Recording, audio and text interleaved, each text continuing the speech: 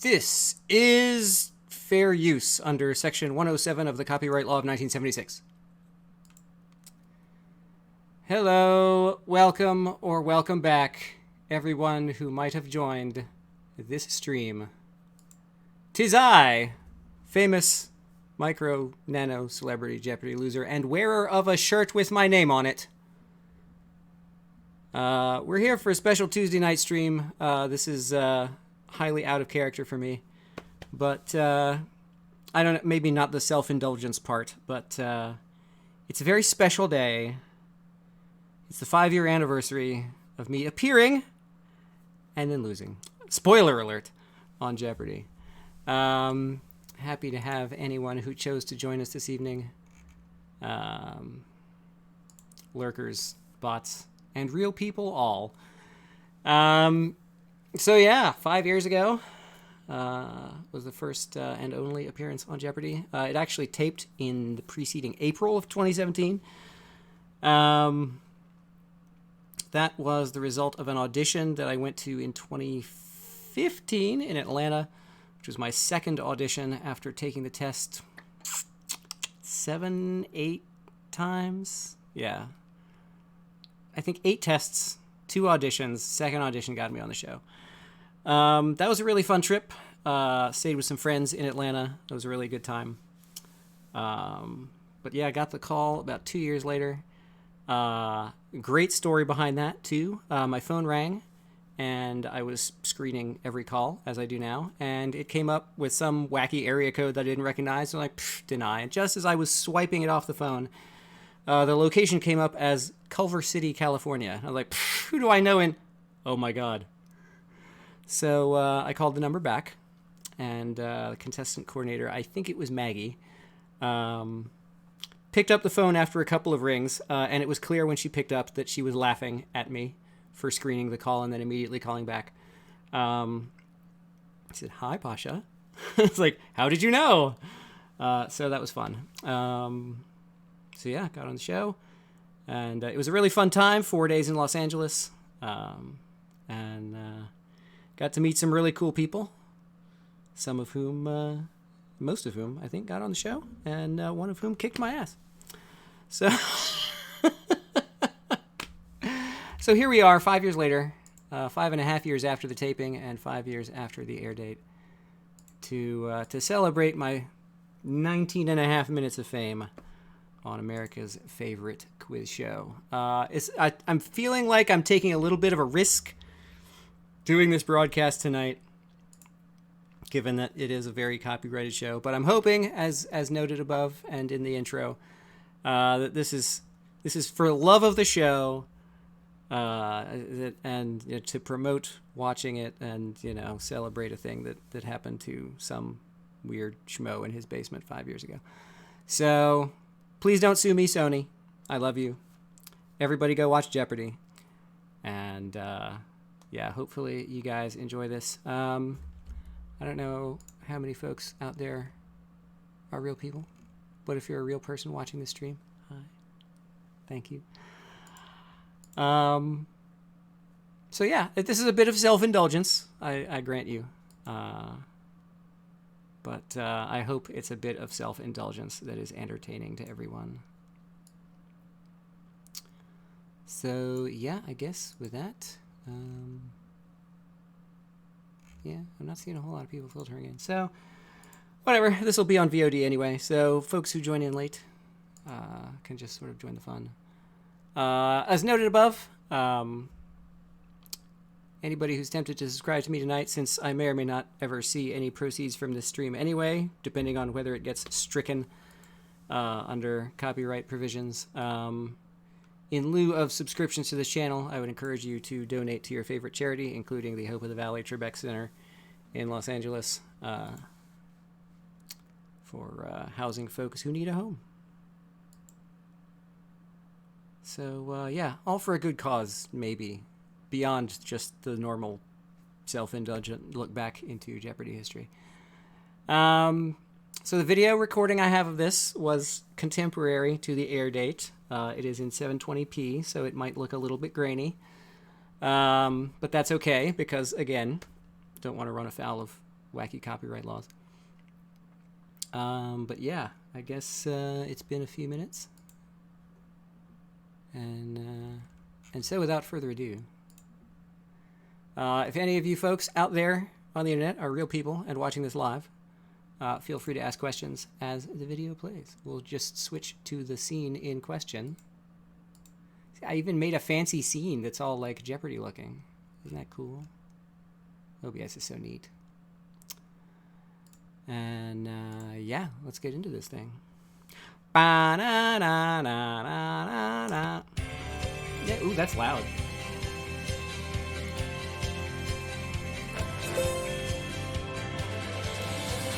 Blah, blah, blah, blah, blah, blah, blah, yay! Jeopardy! Today's contestants are a retired management consultant from Tucson, Arizona, Jenny Floyd was really cool. I didn't find out until shortly before the game that the folks I was going to be playing against were kind of the worst possible people to have to play against. Jenny Floyd was a $64,000 winner on Who Wants to Be a Millionaire before she appeared on Jeopardy in this episode. I believe her millionaire appearance is out there on the internet somewhere. She kicked butt on that too. She's a really cool person. Floyd, a senior computer science. Who is this weirdo? Who is this weirdo? What? Patterson. What? And Hey, how you doing? Champion, a bartender from New York, Austin Yay! Rogers, whose one day cash winnings total. Wow, my headphones are terrible. My headphones are terrible. I'm only getting one channel of the audio. This is bizarre. Here is the host. So, yeah, 36K. So, that was a single day. I don't know if you caught that. That was a single day winnings total. I had to sit there and watch that happen. That was against two of the other folks who showed up. Only 4 people who showed up to that taping session did not lose to Austin. No, wait. Sorry. 2 of the people who showed up to that tape session did not lose to Austin. Now, the champ that he beat on the Tuesday game was the alternate from the previous tape session. He won the Monday game against the incumbent champ, and I played, there's a morning, like, scrimmage match to get people warmed up for playing the real thing. And I got picked first to play against the incumbent champ, Ivan, and the alternate from the previous session, who was Dennis. Dennis was his name. Both very cool people also. So it was Ivan, Dennis, me in the scrimmage. Both of those people had... Ivan was the champ. Dennis had already played in a scrimmage in the previous thing, but didn't get picked for a game. So I was like, I don't have much chance against these guys. But I actually pulled ahead by about 5K before they pulled me off and replaced us with 3 more people. So I was feeling real confident going into this tape session. Austin got to play against Dennis and got $36,000. So, yeah. I also found out much later that Austin was, at the time, the all-time winnings record holder for Cash Cab. So I was up against a 64K winner from Who Wants to Be a Millionaire and the record holder from Cash Cab. And I was a guy with the clicky button who had been on High School Quiz Bowl once. Yeah. So, cool. Total $36,000. If you'd like to participate in the Jeopardy apple juice game, get your apple juices ready. Toast out. Who's that weirdo in the middle of the screen? He's got hair. He's got chutzpah. He's got hair. Broad-based I don't anymore. knowledge. A bit of the showman in him, our champion, Austin. Pasha and Jenny, Whee! do your best. Here we go.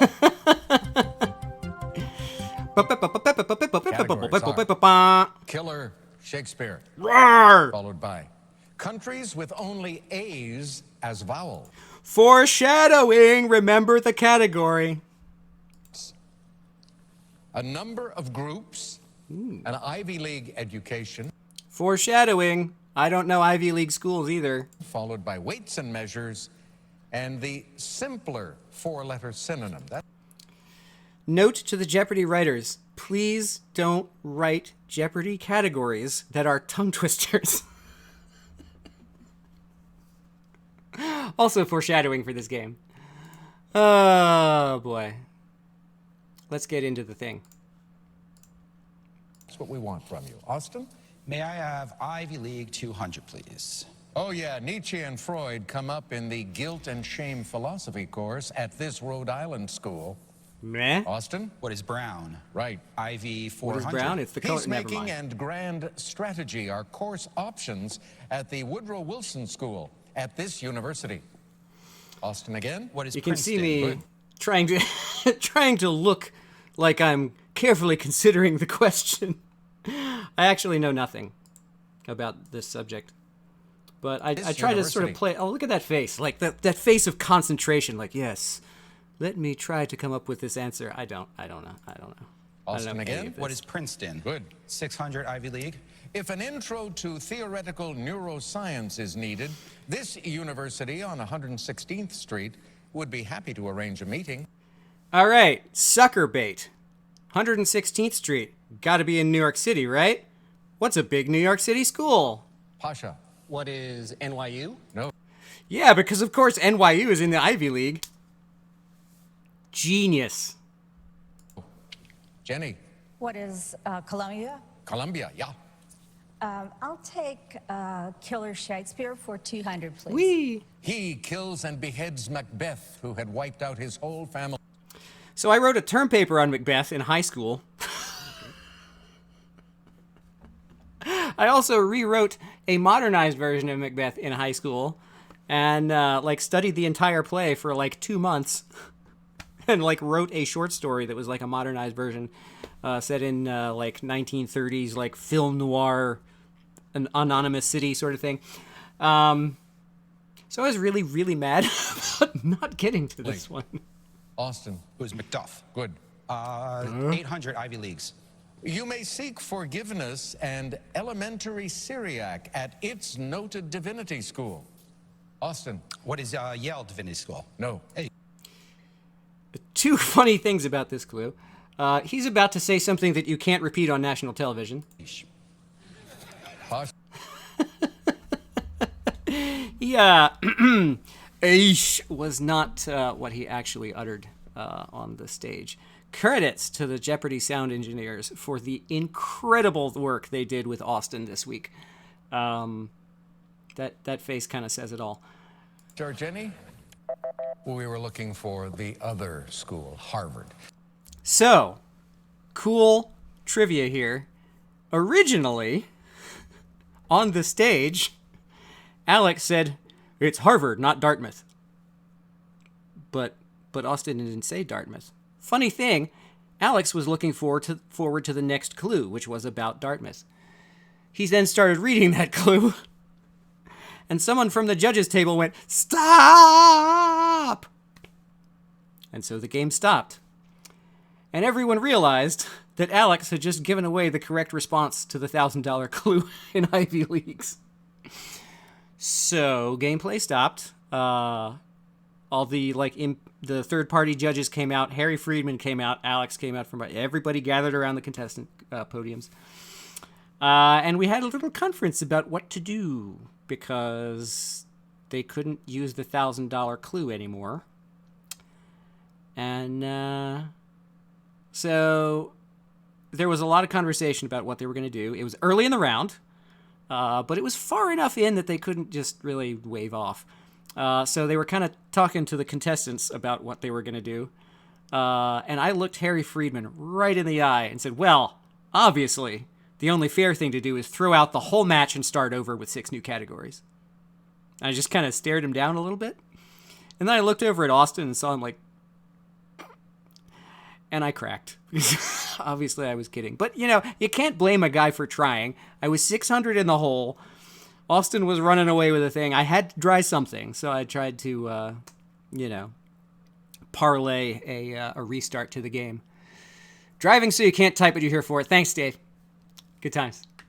But yeah, so I tried to convince Harry Friedman to throw out the entire match and start over with 6 new categories. But after it became clear from Austin's smirking and my inability to hold a poker face that I wasn't 100% serious, he was like, "Haha, good try." But yes, so they had to replace the $1,000 clue in the Ivy League category, and then reshuffle a bunch of stuff on the board. Because I guess the Daily Double was originally somewhere in that neighborhood too, or like the next clue he was gonna pick turned out to be whatever the case. So they reset the game board, replaced the $1,000 clue, and restarted with this. They put the camera back on Alex for him in time for him to do a reaction. To say what the real response was, but they had already replaced the clue, and play continued about 25 minutes after the initial blooper. But yes, through the magic of television, this episode, which took about a little less than an hour to tape, is only 19 and a half minutes. So on we go. You select again, though, Austin. Ivy League for 1,000. Fundamental principles of polymer chemistry? I guess this upstate New York school has some easy classes, too. Austin. What is Cornell? Correct. I was so ready to be done with this category. Oh my God. 5 clues I knew nothing about. Shakespeare for 400, please. The slave Pindarus helps the assassin Cassius take his own life in this play. Jenny. Anyone? What is Julius Caesar? You are Oh my, the actress knows her Shakespeare. Golly. right. Killer She was really Shakespeare good at for this category. 600. After Tybalt kills this friend of Romeo's in a duel, Romeo takes out Tybalt. It's Mercutio. Jenny. You can see It me is buzzing in. It's like, dang it, come on. 800, Killer Shakespeare. The death of the Greek warrior Patroclus at the hands of Hector in this play spurs Achilles to resume fighting. Players Troilus and Cressida. Troilus, yeah. Let's finish Killer with 1,000. Saturninus kills this man, but only after that man has cooked his stepsons into a pie.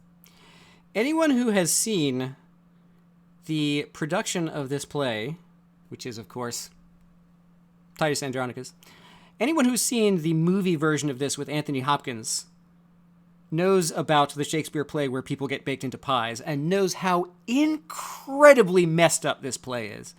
It made such a huge impression on me when I watched it. I was like, duh, this is Titus Andronicus. And I was buzzing like crazy to get in on it. Hey. Nah. Jenny, What is Titus Andronicus? you are right. How dare A you, number Jenny? of She was groups really for good. 200, please. Hop in my Chrysler, it's as big as a whale, and it's about to set sail, sang this group in Love Shack, baby. Derp. Austin, For the B-52s. that's it. Number I really bombed that one. God. groups 400. This quartet's Vertigo tour ended in 2006, having grossed a tidy $389 million. Austin, Who are you two? right. Number group 600. Minus Tom DeLonge, this pop punk band topped the charts in 2016 with California. Boo. Austin, Who is Blink 182? yeah. If Austin can hate the Eagles, I can hate on Blink 182. It's all fair. Number groups 800. Trent Reznor is pretty much a one-man band under this name. All right, so I have followed Nine Inch Nails from the beginning. Titus Andronicus? Yes, it is incredibly messed up. I have been following Nine Inch Nails and Trent Reznor like from the beginning. I'm a huge Nin fan. When this clue came up, I was like, oh my God, if I don't get this, I'm going to die. Pasha, What is 9 Inch Nails? right. The most iconic moment in Jeopardy history. Yay! Thanks, as always, to my friend Jeb Hogue, who created a GIF of this moment, or a GIF, as you prefer, and posted it to Twitter. I posted it the next day as the greatest GIF of all time. It really is. It got me out of the hole. I got to say 9 Inch Nails on Jeopardy. After this clue, my life was complete. My life was, I almost didn't care. but then I started caring immediately after. Hey, number groups 1,000. And I got a laugh out of the audience, which is always good. It always feels good to get a laugh out of the audience. Makes me wonder if this LA band is well. So this one I knew instantly because it's Maroon 5. Both my wife and her sister were massive Maroon 5 fans. We even went to a couple of their shows when they rolled through the Virginia area. And so I was ready to pounce on this, and I was a little worried that if I didn't get it, I wouldn't be allowed to return home. Red. Austin. You can see, you can actually hear how hard I'm clicking the button on that clue, but of course Austin got it first. Who's Maroon 5? You are right. Fortunately, due to the charitable heart of my dear wife, I was in fact allowed to come home. That takes you up to 3,200 into the lead and into our first break. We will come back after this. Bow, bow, bow, bow, bow, bow, bow. Jenny Floyd is Yay. from Tucson, Arizona. Alex is standing in front of me. At age 42, a second career as an actress. I did, yes. Why? I had an accident on my job, and I wasn't able to continue as a consultant. And I have to wonder, I've never really thought about this until just now. Like, what was she doing? What was she consulting on? Like paragliding? Like, I don't know. I had a lot of time on my hands. I was really bored. So I took a class Toast to in Jenny, a musical worthy theater. opponent. And my teacher said, "You're a natural, and you should go and audition." I said, "I'm too old to be an actress." No, and you're he never said, too "You're old." never too old." Absolutely and right. I got a part at my first audition, and I've pretty much acted for 15 years straight. And I just retired and moved to Tucson. Good for you. She's really a lovely person. A couple of people were very unkind on Reddit and said, "God, the story is taking forever." But you know what? It was an interesting story, and she's a really cool person. And I wish I was still in touch with Jenny. I didn't really stay in touch with her as I did with Austin. She's very cool. Pasha Patterson from Richmond, Virginia. RVA! RVA! RVA! Works on turning information into action. Like, what are we talking about? So far, we've So this was edited for time and maybe because of my awkwardness. But I was actually using my one and only appearance on national television to talk about my job because I'm that much of a dork. But the job I was doing was experimental computer science in combating human trafficking and terrorism and all this stuff.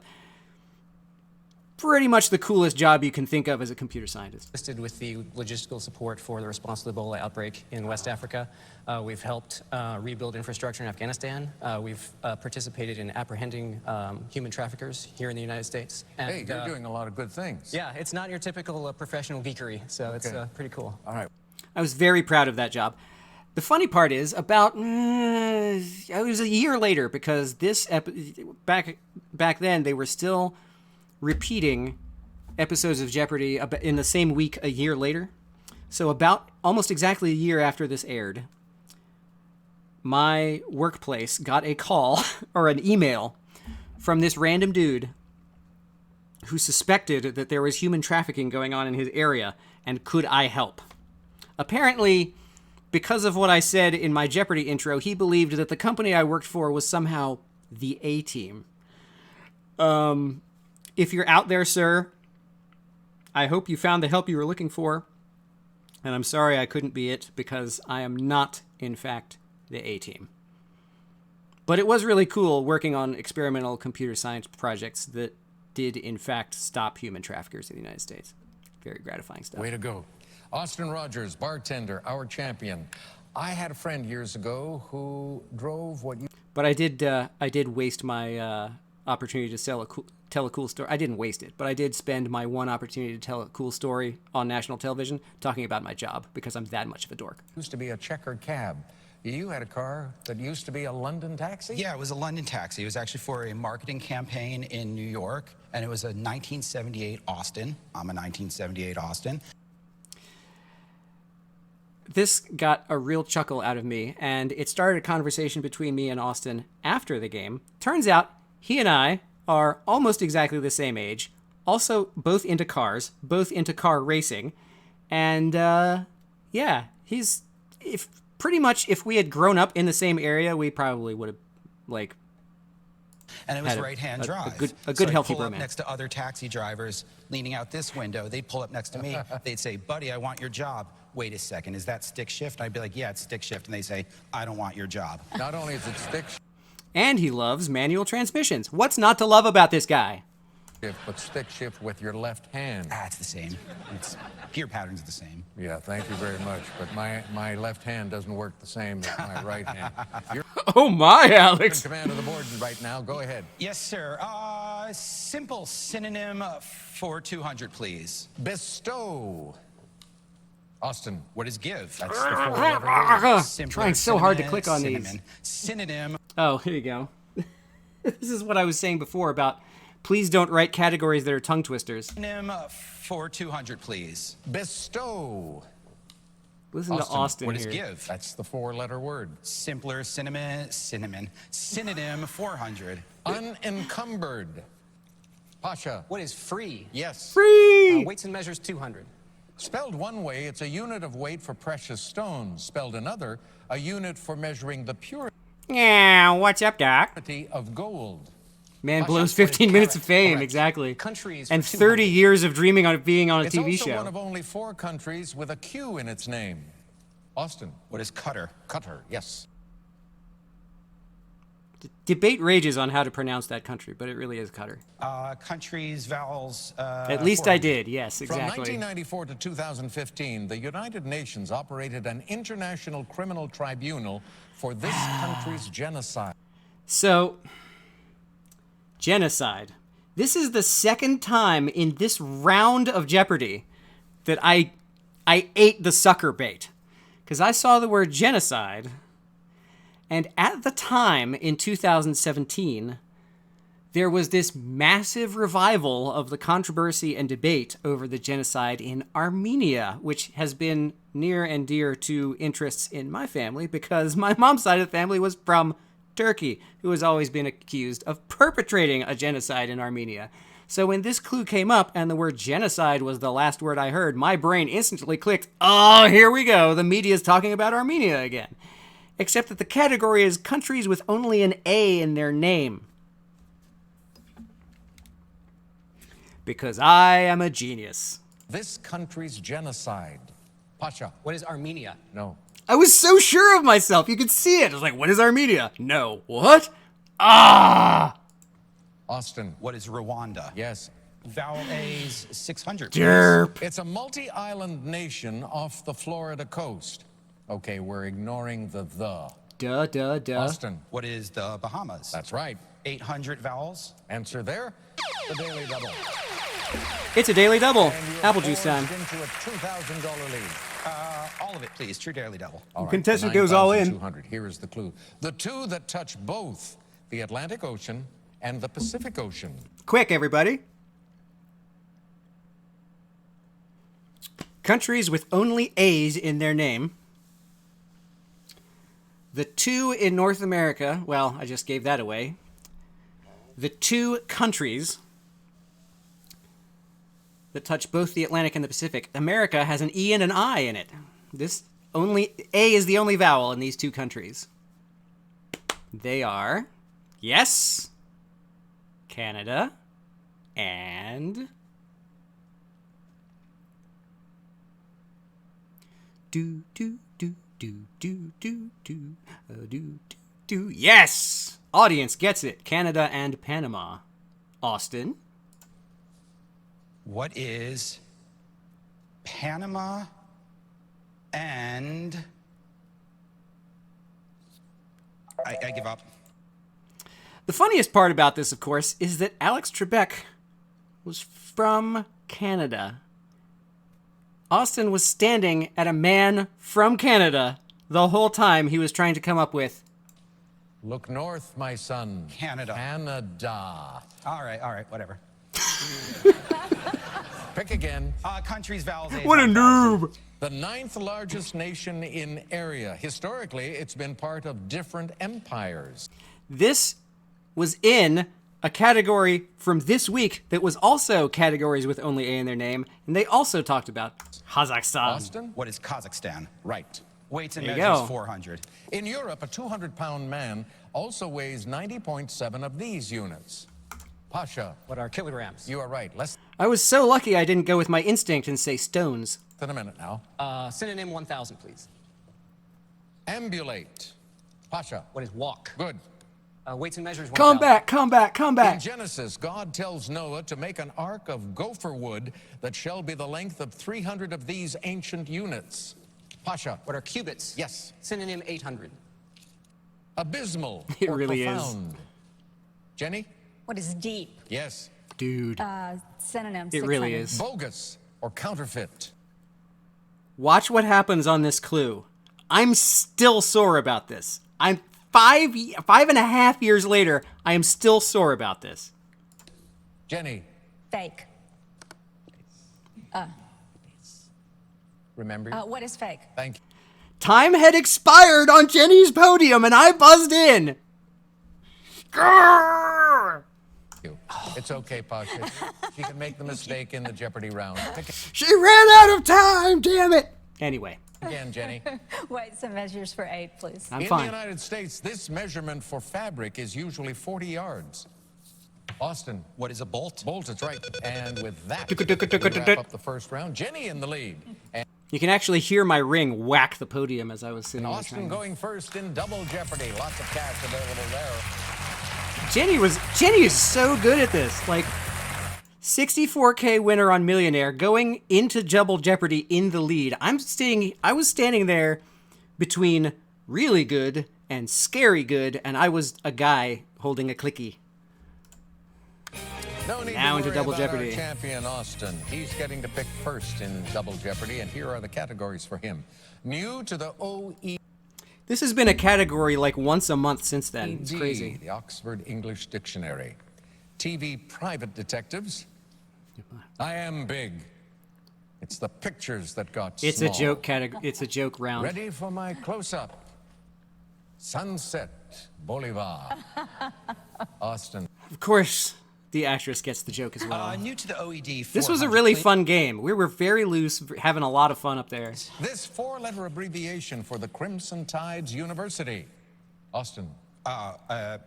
What is BAMA? Bama. Bama. That's the four-letter abbreviation. For new to the OED 800. This noun for the withdrawal of Greece from the European Monetary Union. Pasha. What is Grexit? Yes. Really?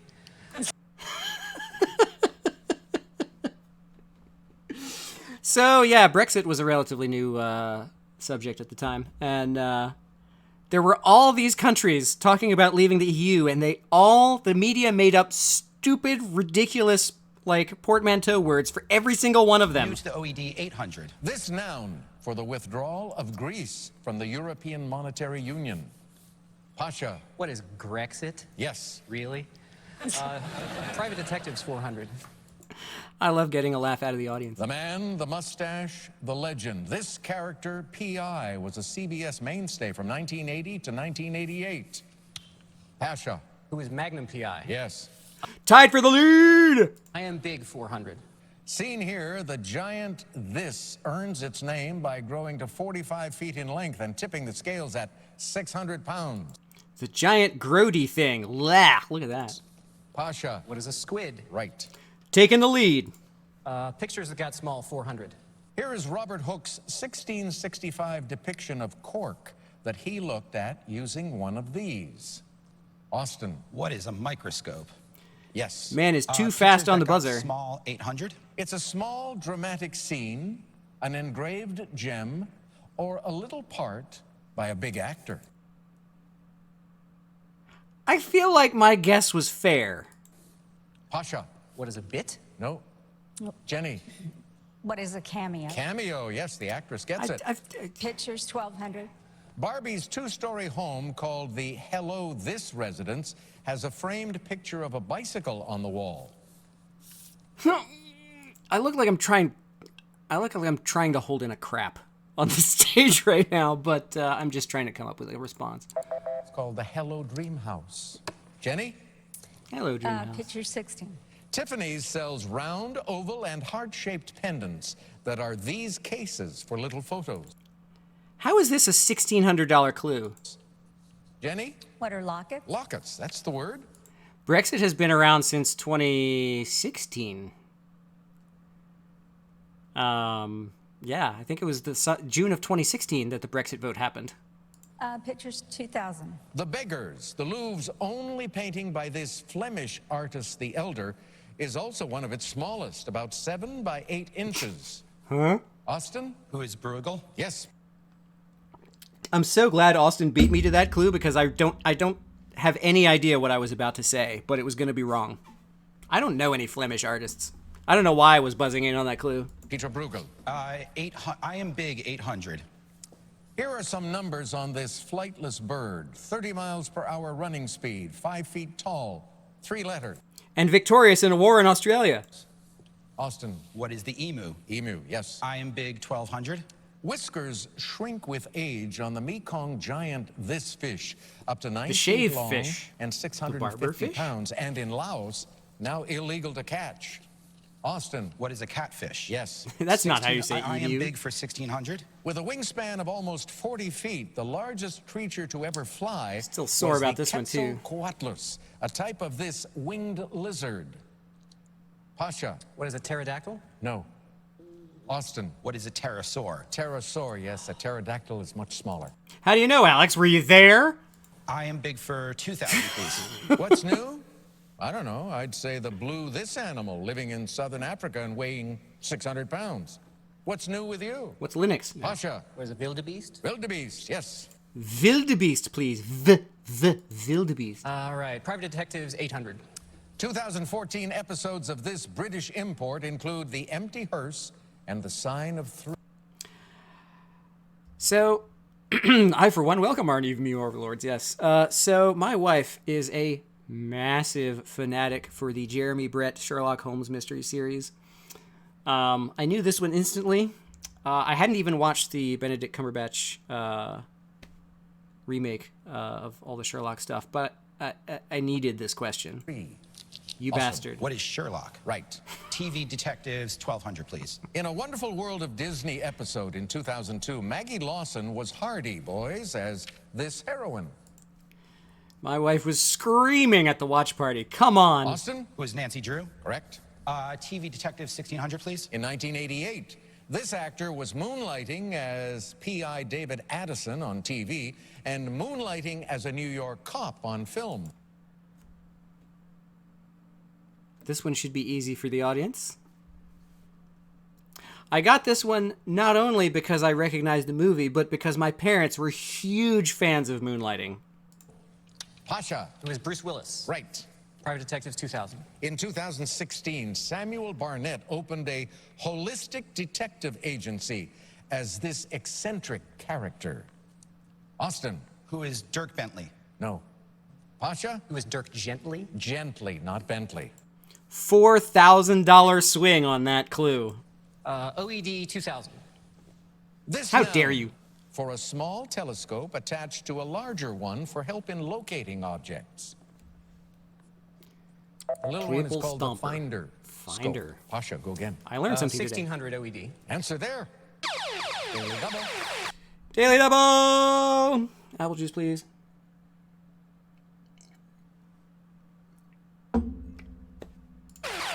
We had a close game, an exciting game. You're in the middle. So here's the problem. I'm down by only 600. Jenny's right behind me. I know they're both better than me. There are not a lot of clues left on the board. I'm debating strongly in my head, do I go all in? And to this day, my one and only regret about this game is that I did not go all in on this Daily Double. Partly because it would have made it a more exciting game, and partly because I would have been able to say I'm going all in before James Holzhauer made it cool.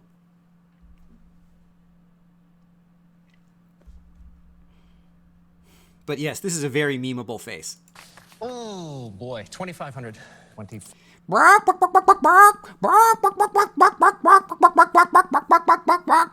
Jerk. 500. All right, here is the clue. This acronym used for the U.S. Armed Forces 5 levels of alert.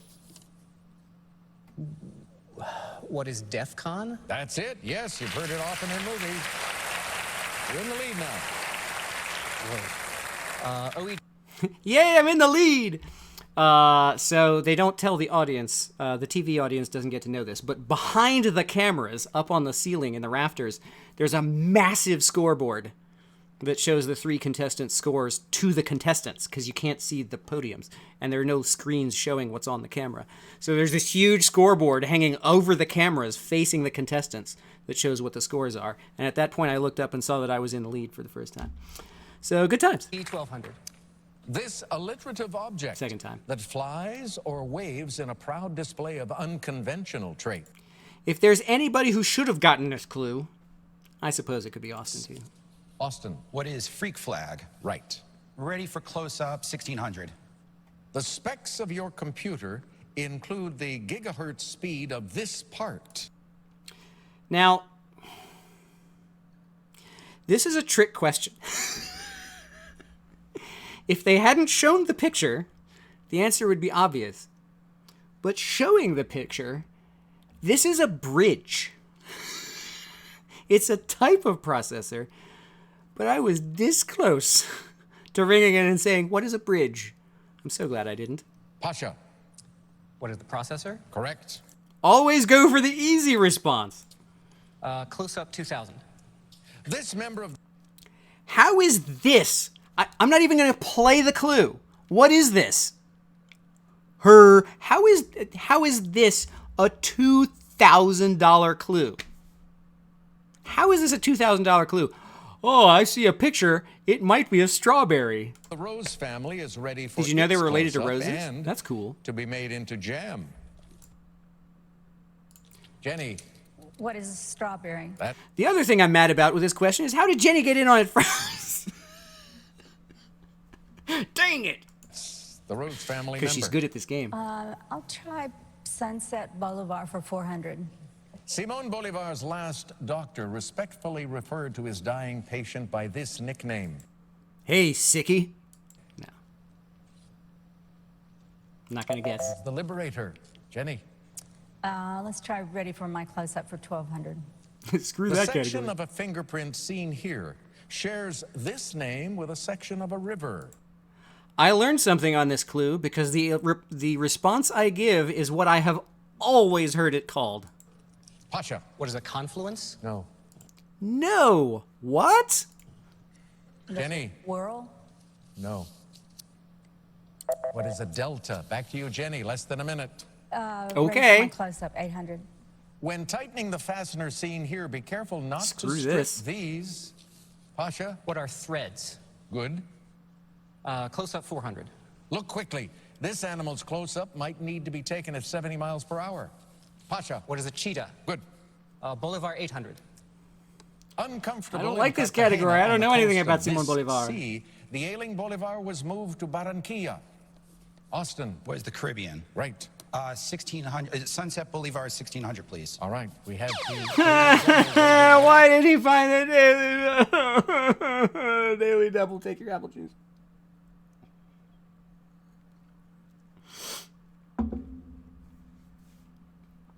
This was a killer. And you're just a shade off the lead. You trailed And I knew it. You can see it in my face. It's like, I'm about to lose this game now.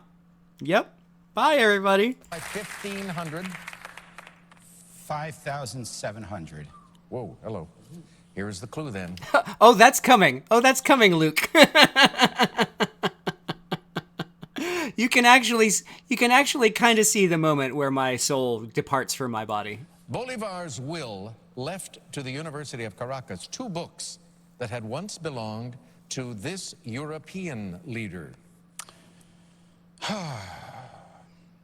Who is Napoleon Bonaparte? You picked the right one. And at the right time.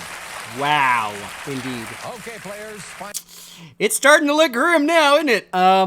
So Final Jeopardy coming up. during the break, There is an actual break. This is approximately filmed in real time. How the daily doubles work? It doesn't seem to be daily. No. Well, every day there are 3 of them. And you could double your money on any one. That's the daily double. So during the commercial break, I turned to Austin. I said, so, buddy, do you need to go wash your hands? And he said, why? I said, how far up did you have to reach to pull that one out?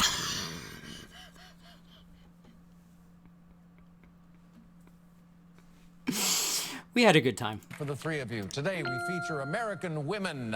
Make your way. American women, stay away from me. Great subject for Final Jeopardy. American women. Women. Mama, Here's let the me clue, be. players. It would be really funny if I don't Collection get of copyright her stricken for writings Jeopardy, but do for that includes song. letters to her famous husband and articles like Eulogy on the Flapper. Hint for the audience, they are not referring to the flapper valve in your toilet. That, just to help you along, that's not what they're talking about. You're like, who is this nerd? You have 30 seconds. Good luck. Bum, bum, bum, bum, ba-da. You can see the terror on my face even now. You can see it. Even in this tiny view at 720p, you can already see the terror infecting my face.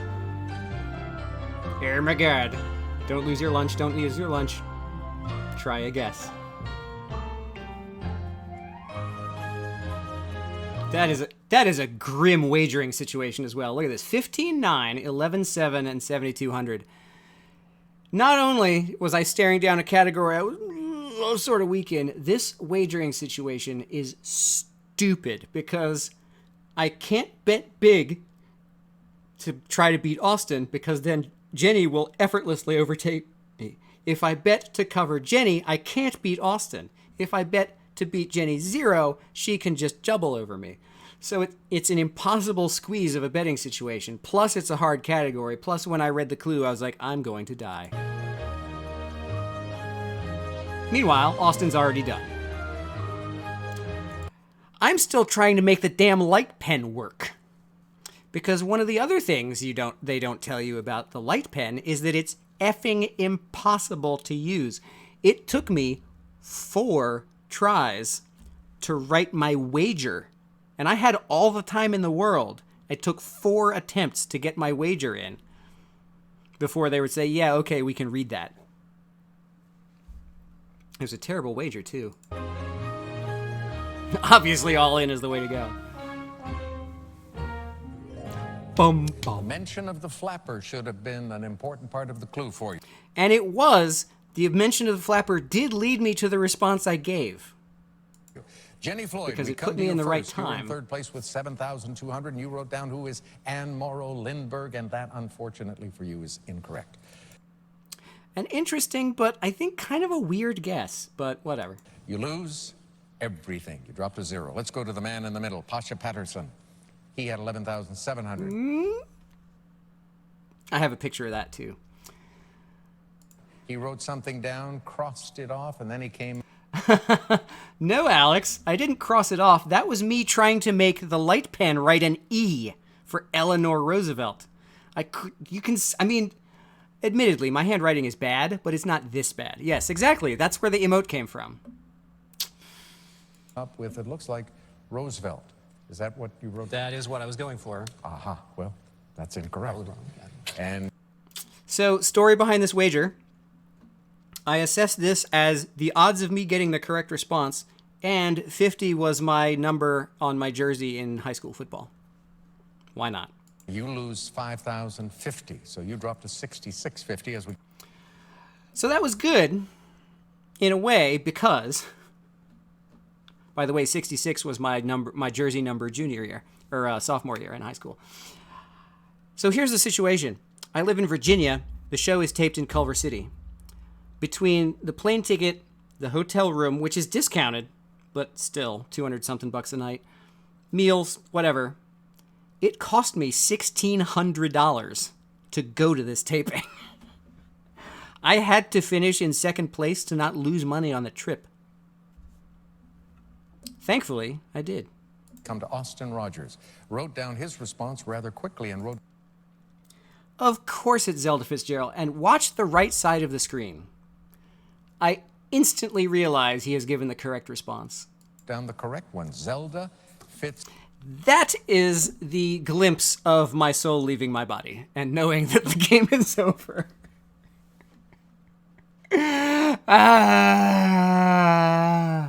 Spoiler alert. Gerald. Yes, married to F. Scott.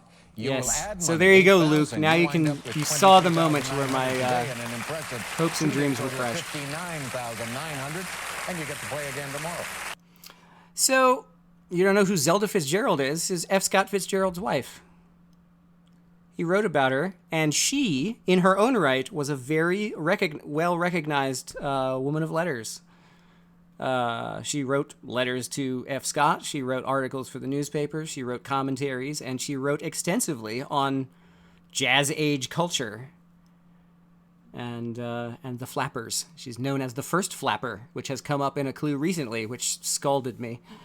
But yeah, so Austin wins with 59,000 for 2 days. He would go on to win 10 more games.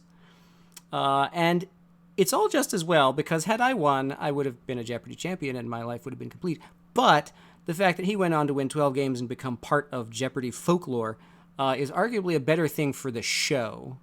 So all's well that ends well, just not for me. We'll see you then. We hope. Promotional. There's us sharing a meh. All right, well, there you go. So we were, Jenny and Austin and I don't mean to toot my own horn here, but like the contestant coordinators were like, these three people.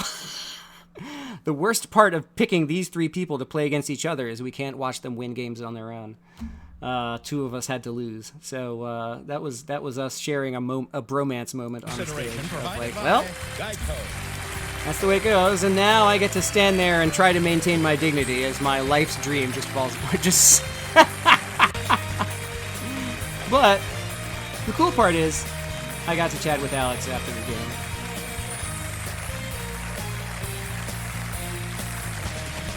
And finger guns. So the story I was telling to Alex here was that I remember as a kid watching the premiere of this run of Jeopardy in 1984. I watched the first episode of the first season of Jeopardy at like, how old? I would have been 5. And I watched that as a kid. I was like, I have to be on that stage. Like, these are 3 smart people having fun playing a game. I want to be one of those smart people playing a game so bad. I want to be one of those people, and that's why I was pointing. I want to be one of those people. So I told that story to Alex, and he was very warm and in receiving it.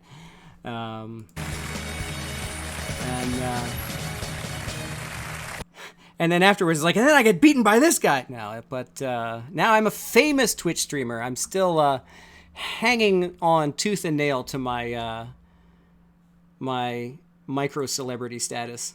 Oh, that's an interesting freeze frame. So, it's just, it's fun to just sort of randomly click around in this video because you just get the most random stuff.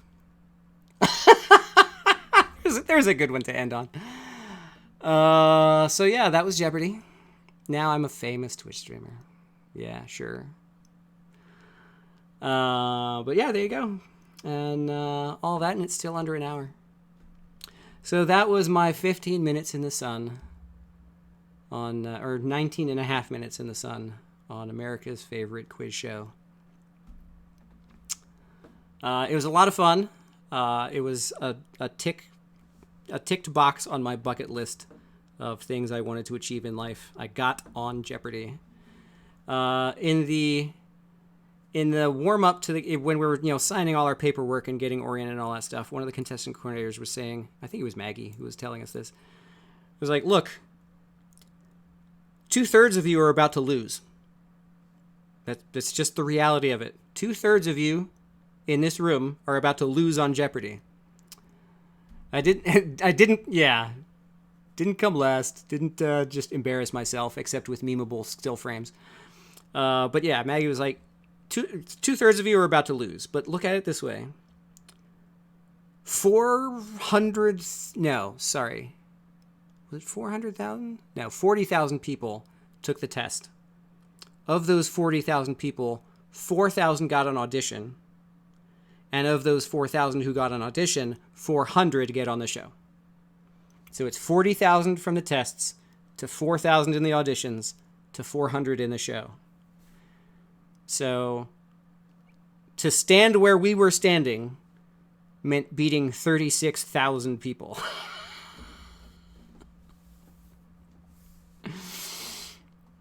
So, yeah.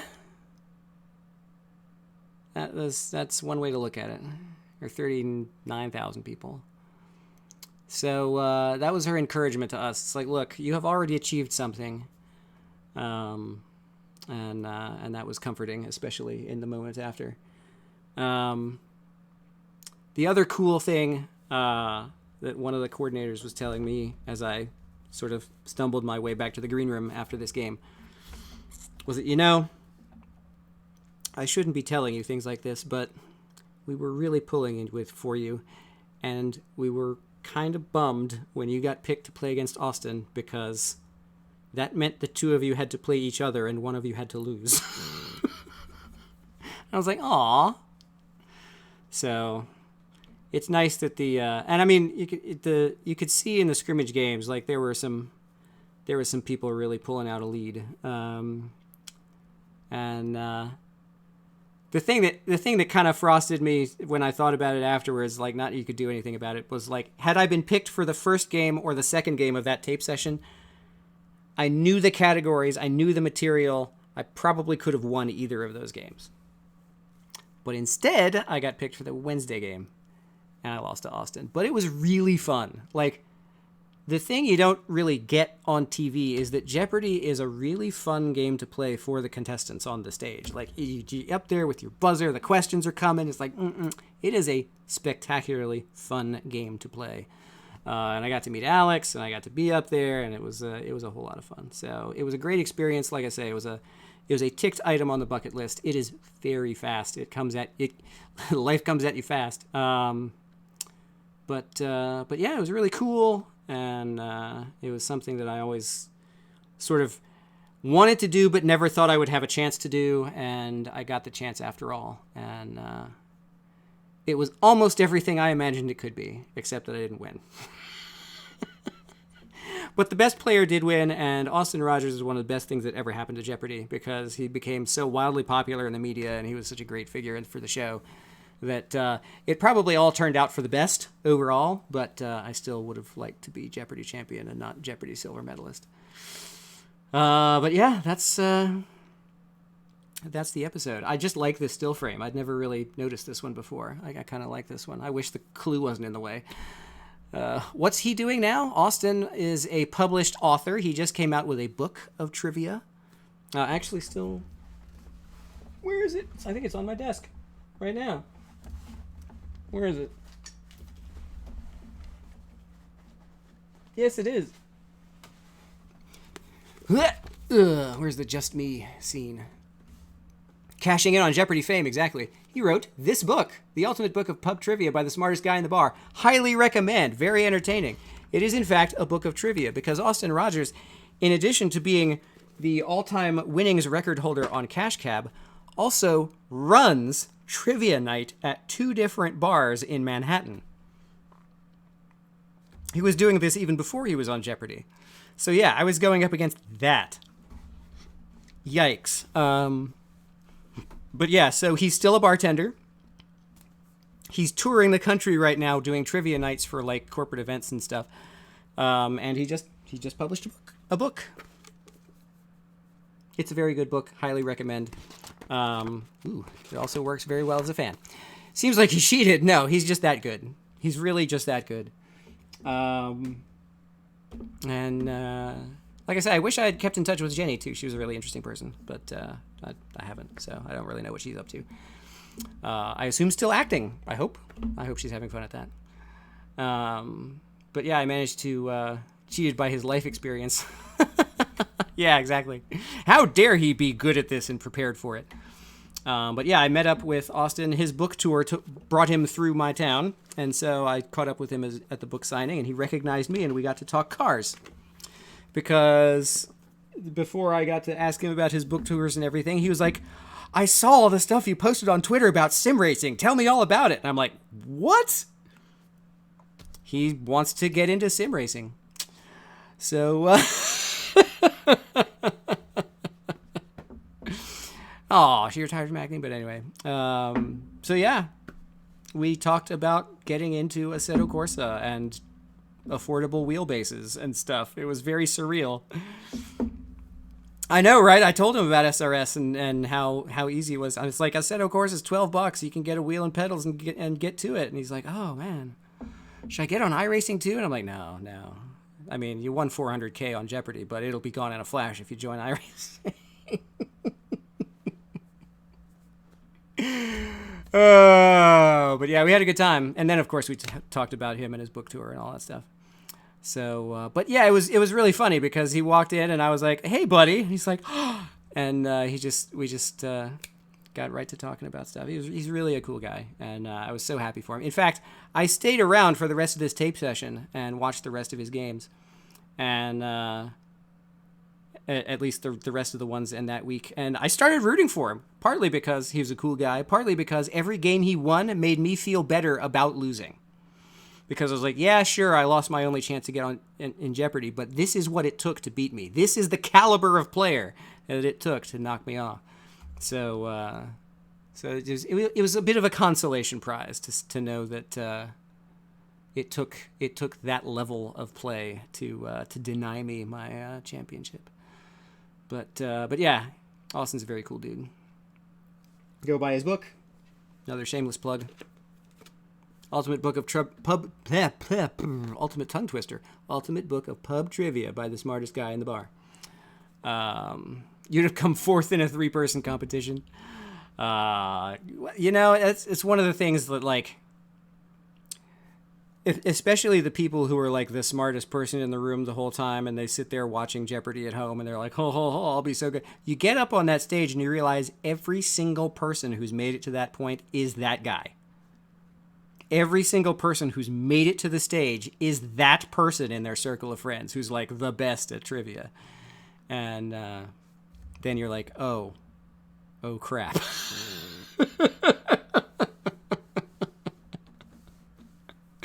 Oh, what have I done? So yeah, it was a bit of a moment when you're like, oh. And then of course, I get into the game that I get randomly picked for. All of a sudden, yeah, you realize that, oh, yeah, maybe it's a big fish, small pond situation for some of them. But and yeah, then I get picked for the game that I'm picked for, and I realize that to my left is a $64,000 winner on Millionaire, and to my right is the record holder on Cash Cab, who runs trivia nights all over Manhattan. And I'm like, crap.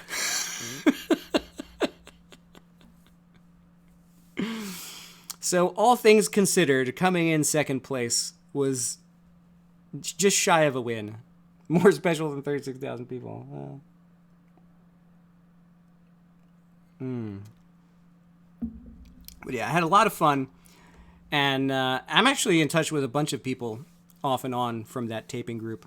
Many of us joined Learned League afterwards. Some of us trade banter on Twitter. But it's a really, like, the old cliche about, well, the real win is the friends we made along the way. It really is true that, like, we all sit together for the whole day in the briefings and in the audience section. It's like some of us actually became pretty good friends on that in that week. So it was really fun. And it is one of the sort of fringe benefits of being on Jeopardy is meeting all these cool people and maybe forging a friendship or two. And, potentially winning an ass ton of money. That always helps. I did not win an ass ton of money. The funniest part, speaking of the money I won, a couple of things. So I got $2,000 for being in second place. As I said, I spent $1,600 just to get out there and back. So that leaves only $400 of my winnings. While I was in LA, my wife ordered the Porsche 911. I don't know if it's visible behind me on the table there. the Lego Porsche there, the giant Technic set. Guess how much that costs? $400. So she ordered it for me as like a victory lap prize. Like, oh, surely he's gonna win, so I'm gonna order this for him so he has something fun to do to gloat. As it turns out, it was my consolation prize, and it spent every cent of the rest of the money that I won. So I exactly broke even on the trip. The good part was, because it was only $2,000, I didn't have to pay California income tax, which some of the champions do. Did I meet anyone that I talked to and went, they won't make it far? Not really. No. I mean, the people who didn't do well in the games, I was surprised. Let's put it that way. Like, the Monday game, one of the folks went into the red and stayed there and wasn't around for Final Jeopardy. And she was absolutely crushed by it. Like, she was really embarrassed.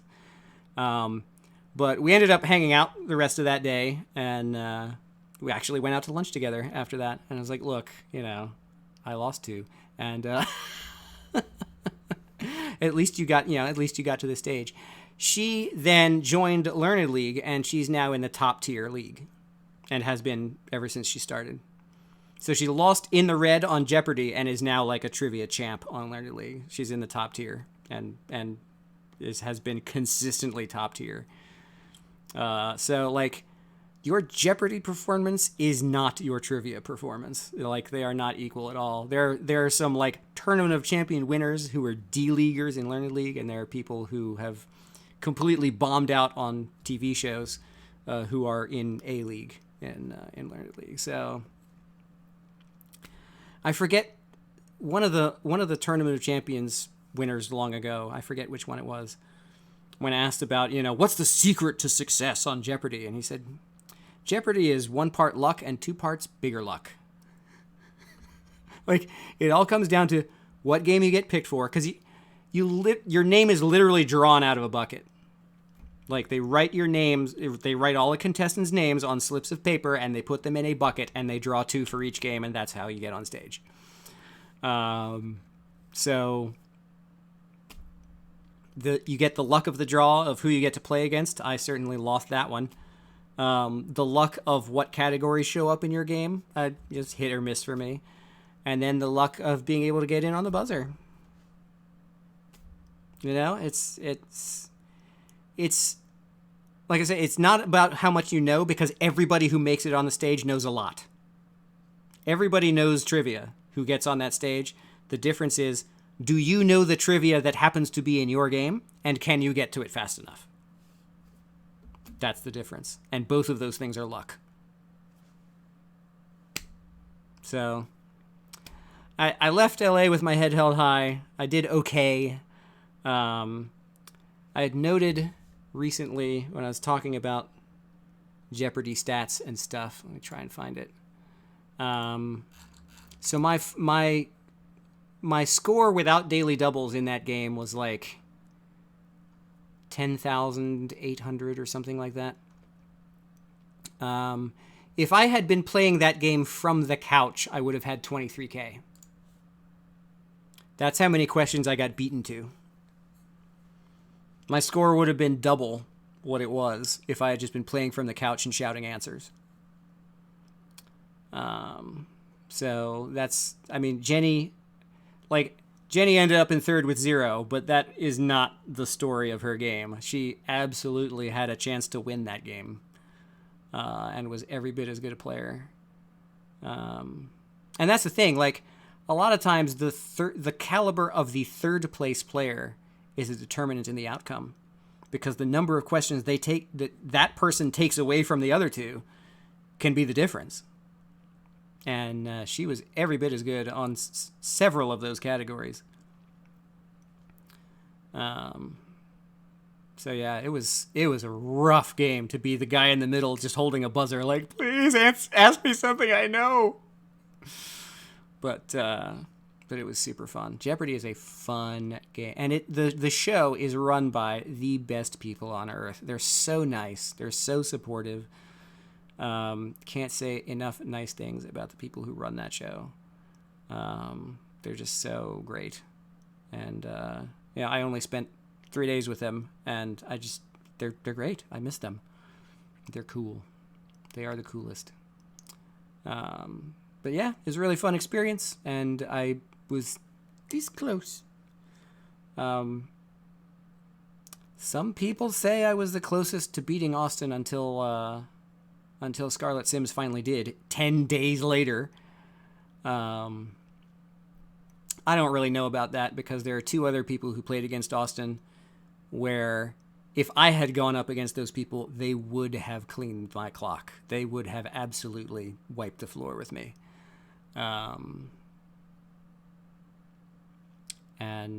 So, had I won that game, if I could have survived till the following Monday, I would have gotten my ass handed to me.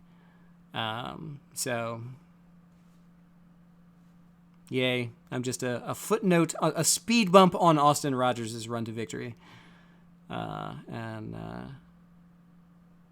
Just the magnitude of the speed bump that I provided is going to have to be my satisfaction in terms of performance on Jeopardy.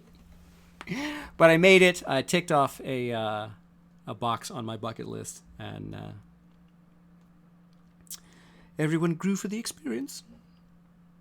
So, what a footnote I am. I know, right? So great. So, and I made some friends, and, have something cool to blather about every few years. Like, hey, I was on Jeopardy once. Anyway. I have the best, thanks to the publicity photos, I have, the best portrait of me that will ever be taken for the rest of my life. Because, I'm not getting any younger. And, when you consider that, professional makeup, professional lighting, all that stuff. There's that screenshot again. But, that's a really great picture. I'm never going to have a better photo taken of me for the rest of my days. So I use this on everything. This is my avatar at work. This is, the ID photo that I use on pretty much everything. This is it. So thanks for that, guys. And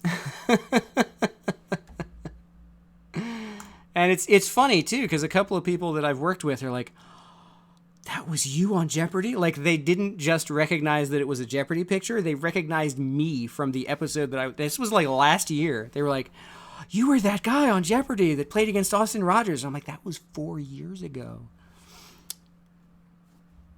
Just who are you, weirdo superfan? Riding that wave, yep. My niche micro celebrity status, or nano celebrity status.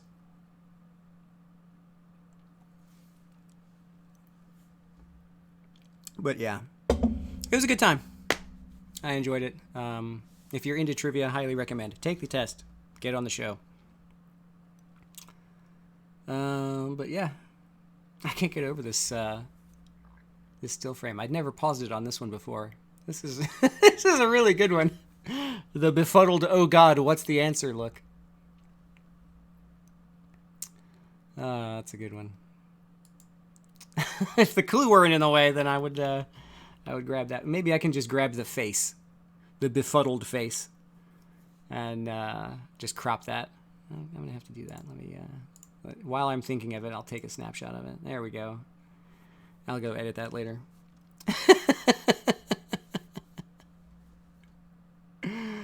Oh boy! Stay tuned for the 5th emote to be added to the channel. But yeah, so there you go. There was my Jeopardy experience in an hour or less.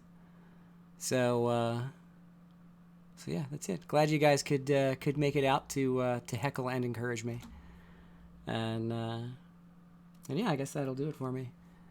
So let's see. Is there anybody appropriate to raid at this point? My God, Red Eye is still going.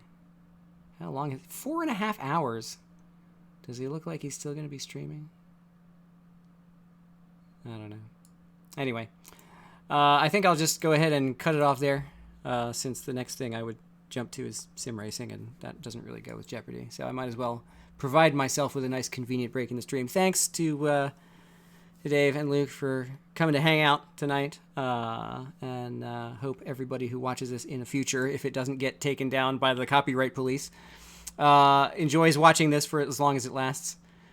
Do the time attack. I will get around to it once I install the track and practice and all that good stuff. But yeah, thanks again for coming out. Hope everybody enjoyed it, and we'll be back. I'll be on Plebeian's channel tomorrow. I should start setting that up right after this. I'll be doing the commentary for, F3, right? Yeah, it's still F3. I'm so prepared. So tune in to Plebeian Racing tomorrow night for all that. And until then, nighty-night, I guess. Bow, bow, bow, bow, bow, bow, bow, bow, bow, bow,